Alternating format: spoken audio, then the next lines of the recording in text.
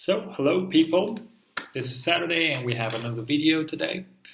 So, today we'll be discussing why the question, one of my subscribers and one of my friends who asked me, my colleagues, and he asked me the question like, well, I watch English movies, but I still don't understand them. Like, what should I do? Well, it's pretty clear. I have a precise explanation for that. It's easy to say. Now, why? What is the reason? What's the first reason you might not understand? You might watch English Hollywood movies and you might not understand them.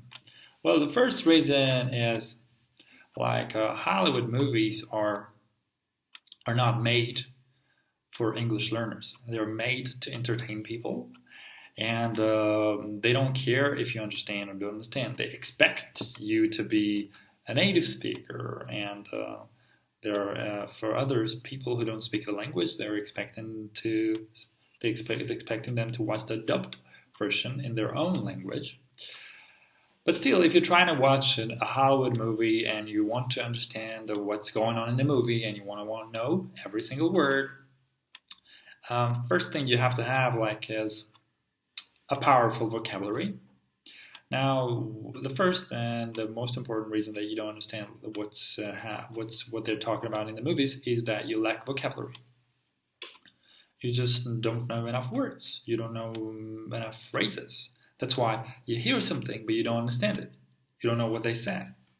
It's not because you missed it. It's because you don't know that word. And if you knew that word, you would hear it easily. You would easily understand what they were saying. You would hear it and understand it. So that's the first reason why you don't understand English movies. So that's why. And the second reason why it might be hard for you to understand Hollywood movies is because Hollywood movies, your ears are not used to the conversation that you hear in the Hollywood movies, to the people that they're talking, to the way they are talking. Like each character in the movies talks in a specific different way. Maybe it's a different accent, a different dialect. That's why you don't understand them. That's another reason you don't understand them. But even if that one is also not the case, then you won't understand most of the movie, but some parts of the movie you still don't understand. That must be because of elision. Now, elision in English, what's that in English? Maybe I mentioned that in my previous videos here. One of the challenging things about English language is that when people talk, they have elision, and when people talk very quick, they combine the vowel sounds of the words together, and when the words are combined, you hardly understand it. Now, as an English teacher, I try to speak clearly in my classes and in these videos too, but on the streets, if you're speaking with a native person, like outside the classroom, you wouldn't be able to catch everything because they're not trying to make you understand. They're not trying hard to make you feel comfortable and so that you understand every single word. And that's why they speak fluently and quickly, so you don't get the chance to understand everything. But you can learn, you can adapt to it, and you can do as well as others do and understand native speakers outside your classrooms. Now, so what to do?